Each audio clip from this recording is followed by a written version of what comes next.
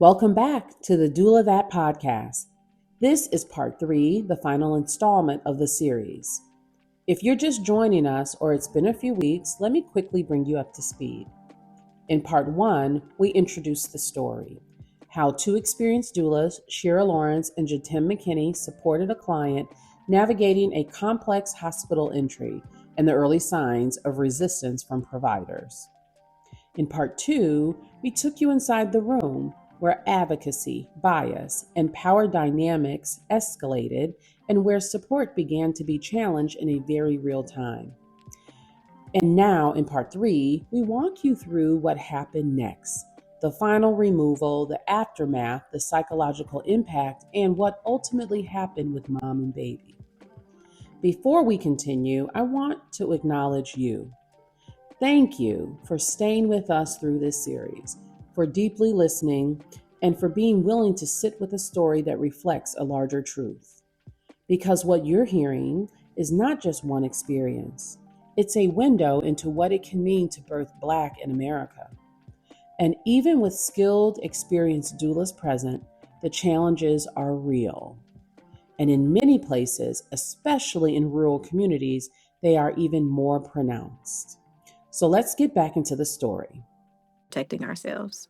You don't have it, and you didn't have the protection there. Yeah. And it took several hours, over 5 hours, no epidural, no designated treatment. Okay, no treatment plan was explained to this client as far as this is what we're going to do and how we're going to approach everything. Nothing like that. But that same treatment was used to manipulate you to get you out. How unethical that is. This was the original request, and when you went into triage. Exactly. So what happens next? You step out of the room, and do you walk down the hallway? No, we stay right there. Okay. And she gets the epidural. She gets the epidural. Yes. So then the provider comes to us shortly thereafter, and he says, I had a chance to talk to the mom, and it wasn't you the whole time. We know it was her decision. We just had to get her alone to know that it was her decision. And you're not the one who's in charge here. It's me. But the nurse already had the decision from the mom's mouth. I needed to talk to her myself alone. We have this audio, which we're going to release. And so I've talked to her now. I now understand this is her decision and hers alone, and we're okay now. And so we're like, okay, thank you, sir. And does this mean we can go back in this door? We were humbling because we're trying to get back to our girl. And so I need to go ask the nurse. Now, why would you go ask the nurse when you're the one who told the nurse to go in there in the first place, sir? It was your decision. See how the chain of command can be manipulated to eject doulas. 1 minute the nurse, the next minute the doctor. There we go. I need to go ask the nurse. And you hear us saying, can we please go back in now? Like, again, we're like, please, I've got to go talk to the nurses. Because if the nurse says she doesn't want you, then he's going to say, no, you can't stay. But it was never our nurse that had any issue. It was the triage nurse. We're not even assigned to her. We're not even in triage anymore. We're past that. We're not even over there. Our nurse we were one team, one sound, one band. What an abuse of... So, and then a bit of clarification, and people can say what they want to say. I'm here for the comments. But the nurse, her ethnicity? She was like Hispanic or Dominican or something, right? So she was of Hispanic culture, yeah. Version of brown, okay. And then the OB? Is white. Okay. White male, older white male. Okay. Everybody else pretty much Black, including all the police staff, everything. Okay. The people playing with the forceps? Black, all Black. Shame. Shame. Okay. I hope it's their mother, their sister, their cousin, their friend that has to endure that. And see if you think it's funny. Yeah. It's insane. It's so unprofessional. Okay. But we sat outside those doors for some time. I think we were out there for maybe 10 nurses with these videos to talk about that. Right. Yeah. I think that recording of that block of time is like 10 minutes before once we got put out to him coming out talking to us. Okay. So we were just sitting there. Yeah, we were just sitting and waiting, just trying to get some resolution. And then of course the county cops arrive and they're like, you got to go out the door. You got to go. And so he just said everything's okay. And he confirmed that it was her. Now, what is the reason we're being removed? Help us. You've been removed several times. Yeah. And so they're like, we don't know. We've been called. All we know is, ma'am, you got to go and you can't return back to the building. And I said, is this the whole building or labor and delivery? Because we're on the phone with lawyers who are guiding our questions that we're asking. And so are you removing us permanently or just for the night? Is it just this ward or is it the whole hospital? We need clarification. He was like, I don't know about all that, but this is a white guy right here. He's sweet as he can be, though. I don't know about all that, man, but what I do know is you got to get up out of here. And so we're like, Okay. He explained that it was private property. The hospital is private property. And if they are asking us to leave and we do not leave on private property, then we can be arrested. And again, we have to think ahead. 2 of us, if we are both arrested, that leaves the child with the father. And then that literally means if they could let him back, now that possibility is excluded because they're going to use the visitor policy. Correct. So we need him to be able to come back in there. So that means we cannot get arrested. And we didn't want to be arrested. Let's also be very clear about that. No, we're not here to be arrested by foolish endeavors and people abusing power and privilege. Exactly. Right. You went into to have a baby. So this also means, so this was an opportunity based off of what he said, was for the medical staff to say, it's okay for them to stay. We know you were called. We were at an impasse earlier, but since you were called, we have worked it out. So nobody said that. Nobody's saying that. And we're asking, there was a point where Shira is, hey, we talked to the doctor. Like he said, like it came from her. It's not coming from us. We're not bullying her into this decision. And you can hear the public safety officer say, I'm done. Go downstairs. I'm done. And so there wasn't even, not only did they not give that information, like it wasn't even, hey, let's go have a conversation with the doctor. Let's go, like none of that. It was just like, if the whole situation is done. The house supervisor came and we asked if we can at least go tell her bye. They told us no, we were not allowed in the room at all to go tell her bye. I still had some things in the room. They got a nurse to go gather my belongings. They told and brought it back out to me. The house supervisor tried to be funny, like, do y'all have a phone? And we were like, yeah. They were like, you can be phone support for her. They did try to get us to sign a paper, a visitor behavior policy that we declined to sign. Here we go. I laughed. The doula behavior policy. Yeah. Trying to control us. Here you go. We're out of control. When you weren't the one throwing the tantrum, you weren't the one slamming phones. You weren't the one Turning off your camera and making threats. Exactly. calling yeah. Okay. So that made them even more upset because we wouldn't sign it. We took a picture of it, did not sign it. Good. But then they tried to tell her she can't even FaceTime us. She can only talk to us on the phone, as if you're just making up laws of how we can now support her. You said you could support virtually, and then they declined her. Correct. So Just they over got the phone. How inconsistent this totally leadership isolated. is. Got it. That's how inconsistent this leadership is. Yeah. So you all walk out with the police officers? Yes. And Okay. we got escorted on the elevator with the whole squad, the county officers, the Public safety hospital, officers. everybody. So we were asking, like, we have to get on the elevator with them, because then again, here comes the fear. Like, there's this entourage, and then 2 little at 135 most bodies on the elevator with them, and my heart pounded the whole time. They have to escort us out of the building Because we tried not to get on the elevator with them at first because we were scared. And then they were just like, no, you have to. So we got on there. Unnecessary excessiveness. Totally unnecessary. Yeah. Wow. So y'all get on together with the officers surrounding you. And You're we- on the elevator and you're thinking what? I can't think. I'm afraid. I'm thinking, the only thing I was thinking was, Lord, if something happens to us, who's going to tell the story? Because the same way the whole crew up there just watched, we've seen it happen. Even with what happened to the baby at the other hospital, the whole team had to be on one accord. Everybody for them to be able saw to- how you both were treated. Everyone, all those nurses at that Right. desk, all the doctors, every security, everybody saw how you both were treated. Yeah. Yeah, but nobody's going to tell the story from your point of view, because they have a job. They have We mortgages got to to show pay. up to work tomorrow. Yeah, they're Absolutely. invested in showing up, and they need these people to be cool so that they can pay their rent or their Right. mortgages, right? So they're never going to tell the story from your point of view. Plus, they don't have the perspective. But yeah. And then I think we were thinking, I remember at one point, I think we asked ourselves, does she even have her phone? Like, how are we going to communicate? Because we're not just thinking about ourselves either. We haven't seen her at all since they put us out the room. We knew she had an epidural, so we were thankful for that. But we were like, does she have her phone? Can we call her? Like, we need to call her and check on her when we get to the car. But her phone wasn't like on her in the moment because she was laboring. So we're just thinking, like, how can we What did the support her? department say when you all walked out to the waiting area? Yeah, that's what I was about to add. So What did he say? as we're walking out, I don't remember if we woke him up or he got up, but we exchanged with him. So we Right, took the well, child why with would we us go out of his for it? arm. We grabbed the child as we were leaving, and we kind of gave him some notes, like, hey, listen, This is what's going on. This is what you're walking into. They call us XYZ, and he's still very lethargic because I'm sure he was out of it. He's for like, them. okay, just kind of what? But also, we look at a black male and a whole lot of police. He like, I'm gonna go on ahead, move stage left quickly. Let's get this over with. And so there wasn't a lot of conversation. I know that There wasn't much. Yeah. I do want to add that I remember that said support person that was home with the other child. Oh. I think that person was in his ear, and she was saying like, you need to get in there. You need to tell them to do what's safe for this baby. Let's also state, still nothing's going on to where there's any question about baby or mom safety. No decels, no nothing. Everything is cool. There's nothing happening.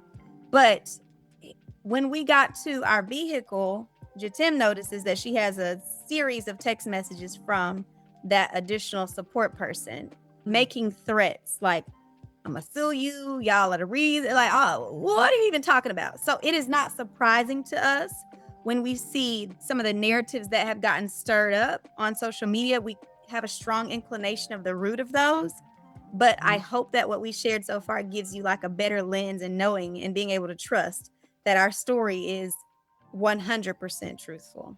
Also, Yeah. we didn't put ourselves out there. We didn't go on the news for fame and or anything like that. Honestly, we didn't ask for this either to get to this point.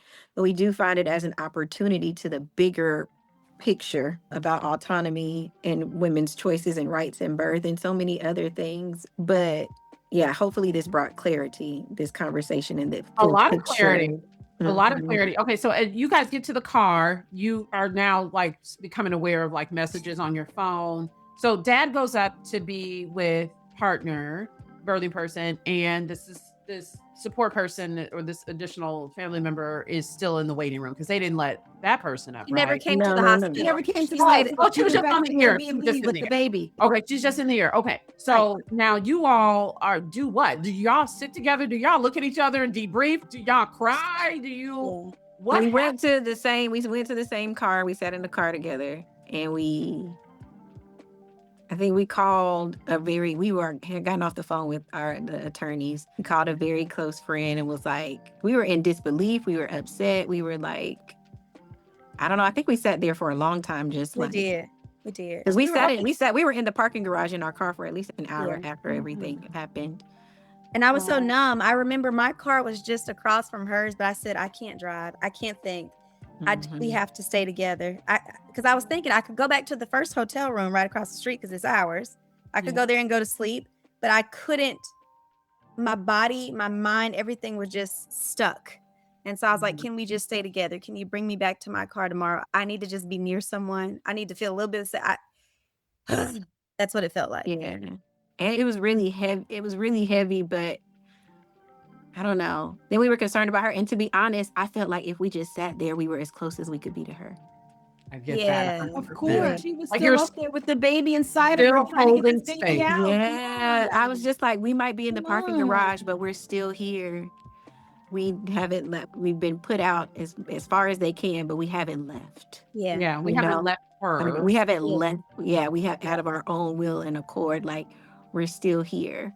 And she started to text us like normal. So we knew she was relieved, but we had concern. I think with everything going on, we know about oxytocin, and we know that with everything happening, those contractions probably jumped out the front window. And so she was texting us like normal, just giving like what's happening. There was a point she where like, epidural at that time. yeah, there was a little bit of cervix left, but we were rocking and rolling. And I continued to message her as much as I can.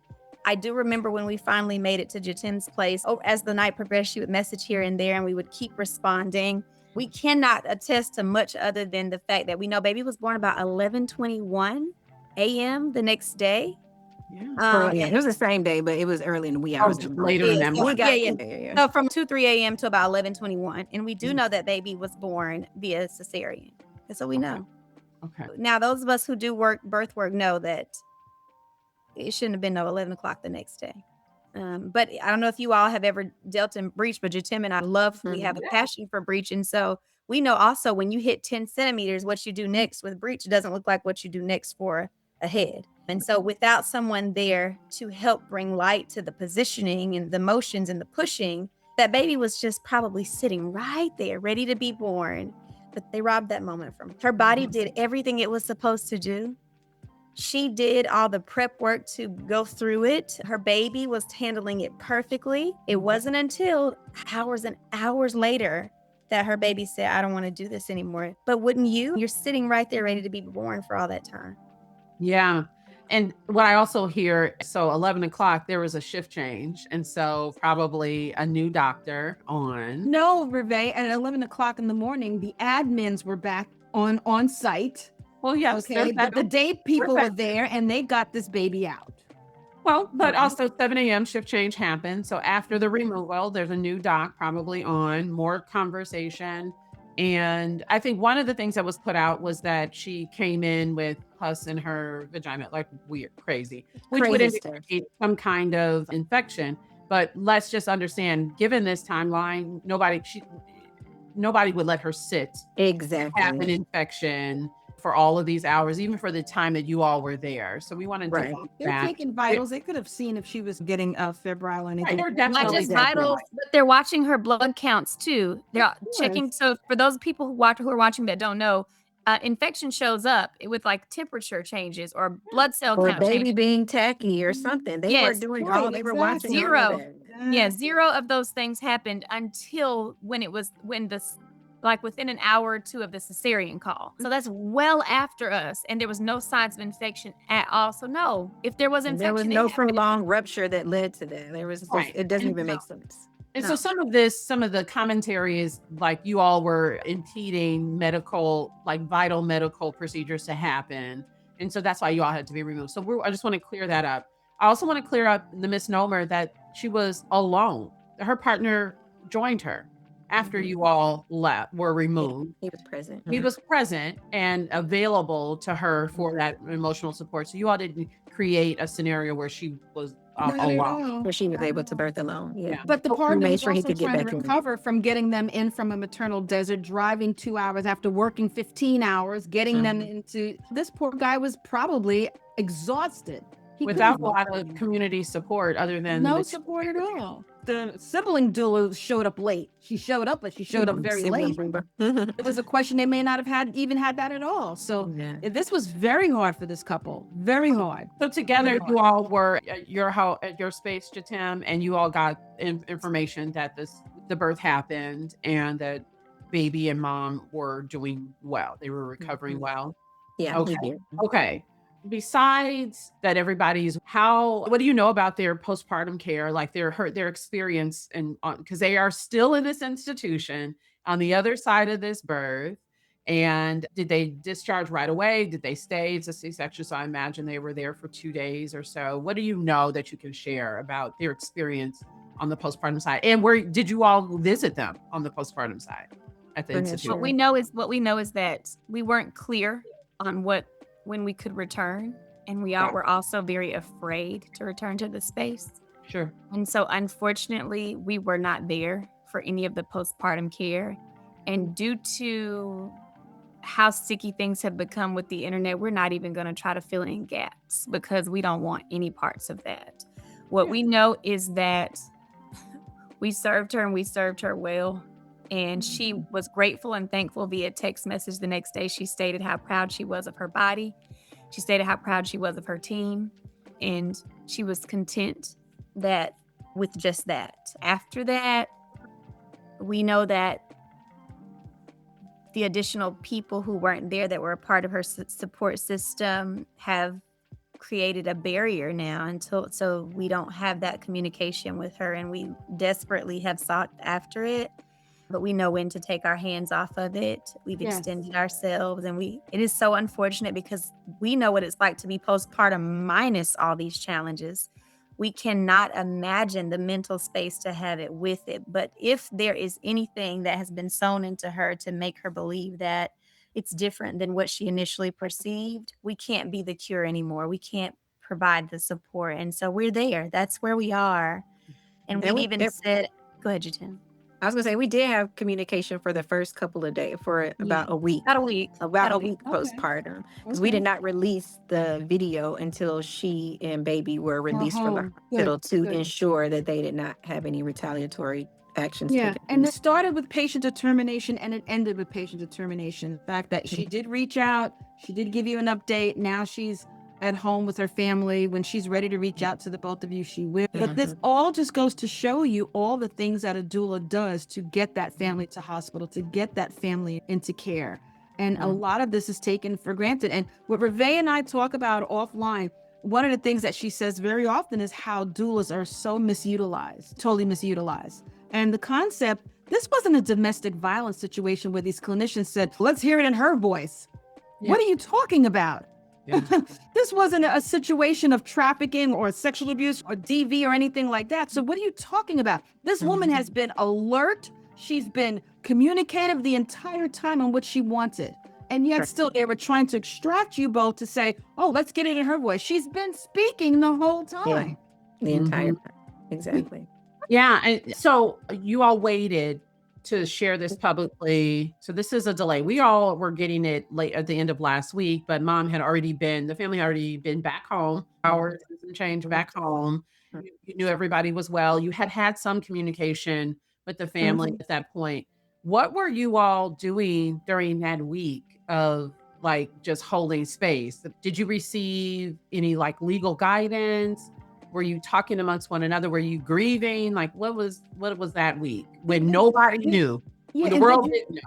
And did the doula community come forward and support you both? This is before anybody knew. Before anybody knew. Before anybody knew, just in this week of quiet. Okay, that's true. You're still holding space for the family. You're still connecting with her. What are you all experiencing? Did you get legal? How did you know to release? Tell me, what was this decision between the two of you? We always knew that the situation needed to go public somehow. We knew that it wasn't okay for them to go away from this situation and not understand the weight of what they did that night. We didn't know exactly what that looked like. We did a lot of praying and fasting. That we did that before the birth, during the birth, after the birth. And so that's where we started. Like, whatever we do, it cannot be unto any other thing. It can't be out of our anger or all the things. It has to feel grounded and in alignment with the Lord's will, because that's our identity. And so that shined through again. And so we had to wait. We knew it couldn't be a knee-jerk reaction. We knew it couldn't be half-hearted. We knew it had to be well thought out. And so when the decision was finally made to create the video, we felt like it was an appropriate time, and it was in an appropriate way. Yeah, and that week was heavy, but also we had life and births. I had two or three more births. We taught during that time. We trained doulas. We taught class. Like a lot happened. Yeah, during that 1 week. Absolutely. So to be honest, for me, I think that while it was heavy and while we were trying to piece together what we would share and if it was going to be audio, because there's a lot of like different pieces of this and how we were going to share it, I don't think it became as heavy and hit me as much until I don't know. I feel like we had to also go back to regular life, and we were also had a space reserved because we were still talking to Mama at that point and having really good communication with her during that week. And we were like trying to hold space there for her, but there were also so many other things that were happening that we had to go back to life while also carrying a piece of it. And then when it came out, we never anticipated. We figured it would make some noise. And I remember saying that at Piedmont when I left, we are not going to be silent. We're going to make some noise. And then when it happened, I think that's when I didn't have a choice but to confront all of the emotions and what we had reserved and putting like a little pocket on the side had to come forward. So yeah. So what has that been like? Because Shira told us like she's the one who's not reading the comments and then you're reading them. So how are you observing it? Because Denise and I tried to watch some of these social media commentaries for people who were not connected to this birth at all, not in the room, not on staff, nothing. And I could barely read the comments. Like the negativity towards doulas. Like I was like, I didn't know people hated us. Like people I didn't realize any of that. I think I've been doing this for 25 years. I don't do my work publicly. Like I don't post my clients or anything. So I'm a little bit disconnected from the level of nastiness that people jump to when they think about a doula. So I'm shocked. I had to stop reading the comments. So I can imagine if it was, what's it like for the two of you? So I would love to hear that a little bit. Mostly because I want doulas to understand you are going to have feelings if you find yourself in any remotely close to this kind of situation. that there's a fallout to this. There's a trauma, secondary trauma, but also like anger and frustration. So part of why we were talking to you is because we want you to be able to share. So I'm just wondering, what is this experience like now, post public? But I also just want to add to her, these two women are weathered. You can see their demeanor has changed greatly from when we first started this call until now. We're taking them through the trauma again. Right, because their you're body going is through feeling it. Your bodies are different. Your facial expressions Absolutely. are different. The way you're touching your hair, everything is right there for you. And this is part of the weathering process. This is the part of what Black doulas are going through, supporting Black and Brown families in a hospital birth settings. This is what's happening. And it was very disheartening to see these social media posts with Black nurses coming up here and calling you out of your name and making up these stories and adding conjecture and things that didn't even occur. Like they were there, they were not there. And let's say this, we know that what they say is about them. It's a reflection of them. It is absolutely not about you all. Not at all. Because like I said to Shira, what I said to Shira at the beginning of the call is that I don't think either one of you woke up that day and said, hey, I want to really fuck up somebody's birth today. Right. I really want to do this. I want to make a ruckus. I want to make this a really catastrophic event for these two people. That's not what you wanted to do.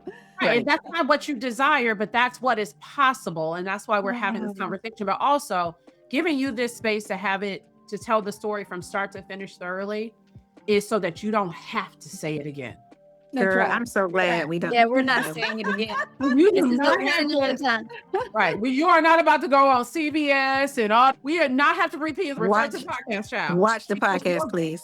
Your Watch body the podcast. Take the hearing cuts it. from there. Talk to we're not doing that. Talk to the podcast. Look at those like we're doing. Retelling the story is a re-traumatizing, in which we want you to air it all out, because this is helpful.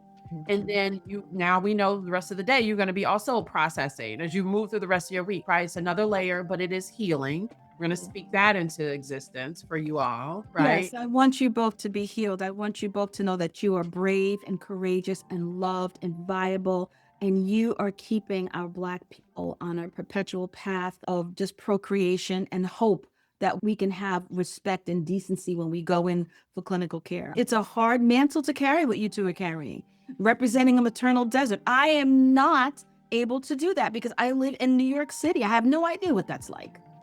But we do know what it's like to have a birth turn on a dime. Yes. And you have to look back and you're like, could I have done this differently? Or could I have diffused it or made it a little bit better? You do all of that, and in the retelling, that's part of the process too. So yeah, we all do know what it's like to be a Black doula. And I just want to say to all three of you, it's really difficult here because the doulas always uplift nurses, midwives, OBs. We're always making referrals to these entities and to these people, these professions to help out. But when do doulas get the referral? When I have an all-Black birth, I take a picture, I uplift the nurse, the doctor. When I'm supporting and having a great birth, and the nurses, you were fantastic. That's as far as it goes. It doesn't go any further like that. And doulas are such an untapped resource in maternal health. We know the trends of hospitals and systems before they become a research paper. We know what doctors are doing, we know what nurses are doing. We know what's happening with nurses. We value them. But they're long after their care ends, we are still there. All, a week later, that triage nurse went off to her life. That OB, yes, she did. She finished her 12-hour shift and she went home and went on to a new additional patients, paid her bills, went on. Meanwhile, you all are still holding space in the week, in the 2 weeks, in the 3 weeks. Some of us hold space for a year. Absolutely. That's right. We're a year later, still connecting, wanting to see them reach that 1 year milestone, helping them with the blips along the way. So back to what I was asking is, where are you now, having all of this blown up? I'm calling you, getting this scheduled, but also seeing the commentary. What's going on for both of you? Sorry, it's we're talking. Yeah, I don't know. All of the things come and recanting this. We've been in the last week sharing stories, which is, I'm glad we're just going to send everybody to, because it is heavy having to share this every time. It's very happy to keep recalling and bringing it back. But I have been reading comments and seeing the videos. And honestly, on Monday and Tuesday, both of our phones blew up a lot after that nurse came out with her video. And I'm thankful that people here in the birth community that know us, know our character and the integrity that we have in this work. And they have been incredibly supportive and standing in solidarity with us, and in the comment sections, as well as calling us and leaving voice notes and keeping us encouraged. And so there's a good support system, but that does not also mean that you don't think, what could I have done different? And now this dynamic that is potentially coming from family members, and then you just think, what could I have done different? And I know you hear the stories of the doulas that they talk about, or also, I'm like, I can take accountability if we did something wrong, right? But I know for a fact that we did nothing but love her, care for her, support her, advocate for her, and all this idea of doulas aren't advocates. Y'all shouldn't. It's just a lot of noise. So I did have to take some time where I was just like, all right, no reading the comments, because people were like DMing us saying there's messages in my social media DM. If what this nurse is saying is true, y'all should be ashamed of yourselves. Can't believe. There are very ugly comments that people don't just leave in the comment section. They send to us. And that's just the territory that we're in, and that's fine. But I think that we've talked to each other I feel like we're on the phone with one another all day long, all the time, because I'm then grateful nobody you else both stuck together the way you understands. did. I'm so grateful. Whew. Yeah, nobody else understands like when I am feeling low or thinking. It's just been heavy to carry the trauma of what happened, but also the court of public opinion, and nobody else understands that but her in this moment. And then I can talk to, hey girl, should we have done this? Like, we can just talk to one another. But yeah, it's been heavy. And it's not easy to stand in this space and to speak to these situations, and that's fine. We're built for it. That's cool. That doesn't make it any less tough. I'm gonna let Shira answer the question as well as like where she is. I know you're not reading the comments in the same way, but Denise and I understand this better than you. And I had a traumatic experience, public, and I said throughout, I'm so glad I had a witness, because if I had to have done this on my own, I would have gone into a hole. But she was there in lockstep as things were happening all along the way that led up to the result. And I was like, what I questioned this. I was being careful. And I know you were too. And we were being considered. We had each other as a witness. We don't do it as much now, but we did it for the better part of 2 years, because we got pulled back into a little bit. It was like, because the healing happens in phases. And it's very helpful to have her and me, and you are not always on the same page around it. You have different emotions at different times, but use each other, stick and continue to work well together and communicate, because it's an important part of the healing. It's like God knew this birth needed more than one, right? Yeah, witness. And you would need to lean, and somebody would be strong when you weren't as strong. And so know that this was a setup. Something more is coming out of this, not only out of the situation for people to learn, but out of you, each individually. So greater is coming on this for sure. So Shira, I want to give you a chance to say where you are, and then we'll wrap up. I was okay, even with the noise, knowing that the noise was happening without knowing what the noise exactly was. I was okay until the moment that the realization sunk in that there's a disconnect between myself and the mom. That was the moment that sowed the deepest in my heart and in my spirit, because I know all the things that we did, and we're not keeping count because that's not who we are. But we know that we went above and beyond the call of the job in so many ways. And if nobody else in the world agreed with us, if everyone talked bad about us, I felt like I needed her to know that. And I needed her to feel that. And if I'm honest, I needed her to say, forget what they're saying. I know. And when that moment didn't happen for me, that's what twisted me in a position. I don't care about people, but her, she mattered to me. She matters to me.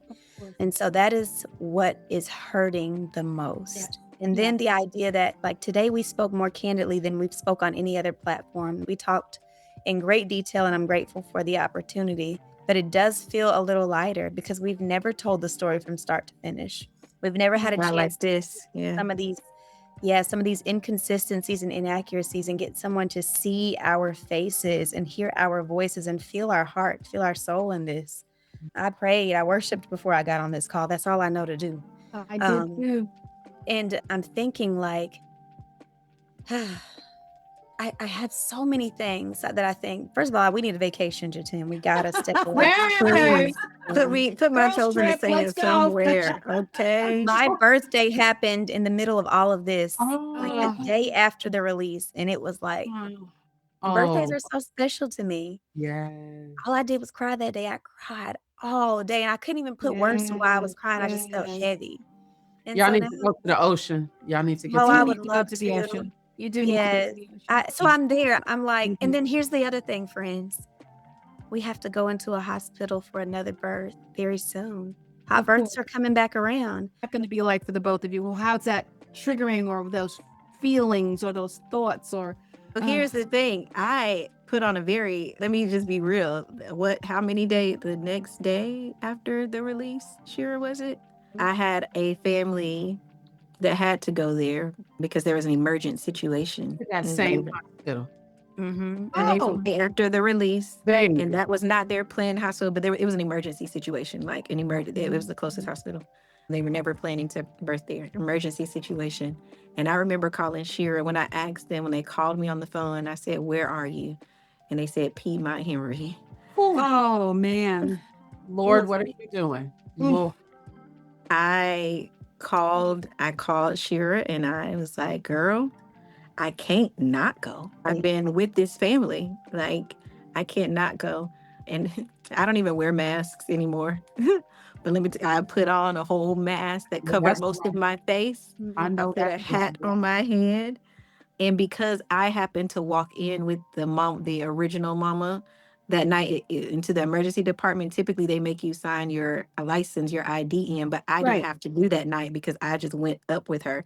So I'm so thankful because I'm sure they could have, when I went there this next time, I had to do my ID before whatever. I was like, "Lord, please don't let them have me flagged or anything like that." But I got through. Anxiety. Oh my gosh. I All for remember I had nothing. the mask covered like everything but my eyes, this big mask. And I had on, and I went upstairs, and I remember I was on the phone with you, Shira. I think I was so scared. And I didn't want anybody to recognize me. And I just went in the room. They told me what room they was in, and I went to that room, and I just stayed in there until I remember when you were leaving, she walked right by that doctor. Yes, I saw the doctor in the Like, I hallway. see him. I see him. I see him. I was like, I was "Bree, like, "Girl, look." he's right here. He's right here. He's right here." The doctor, yep, he was at the hospital. I saw him. It's just another day for him. He's back at work.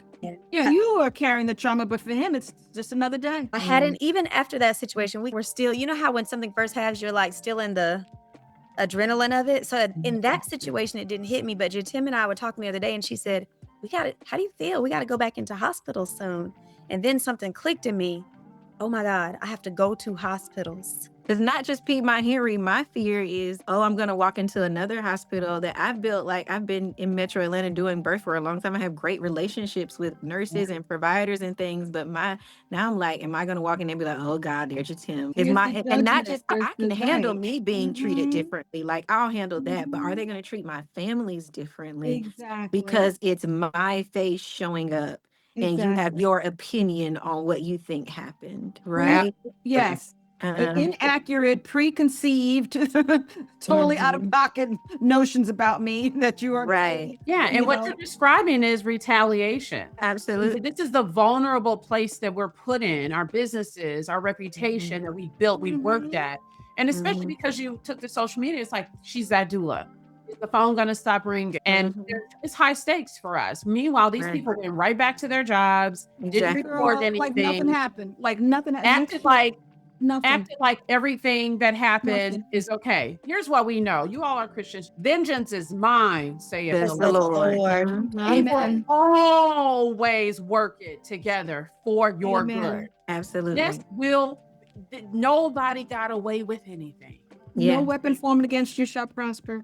But No, that Yeah, OB, right. it might look like you walk past and he's right at a birth and just another, it might seem like he got away with, he didn't get away with anything. no, he Yeah. did not. Yeah. The lessons, the whoopings, the consequences will come for every single one of them because we do not get Every away single one of from them. our energy, We did including you nothing all. wrong. So Shira, you're like, what it hit you was when there was a little bit of a break in the communication with the family. She knows. She knows. She knows. She knows. Yeah. And They you know, all know. they all They know. all know. They And all so know. you move forward knowing the work that we do is not actually for man. We do it No. unto the Lord. Amen. Yeah. We do it unto, so you already know you did what you knew to do in the way that you were told to do it because you were being Exactly. obedient. There was obedience in a lot of this, and you were really working this thing through. And so, well done. Obedience and humility for the Well both of you. done. You were both humble servants. That's all you would Well put done. you to do and be, and you did that. You But don't- no, the Lord will make sure that you get to see to witness his vengeance. The Lord has prepared your table for you with your enemies to watch your ascension and your growth. Do not be discouraged about what you're doing here.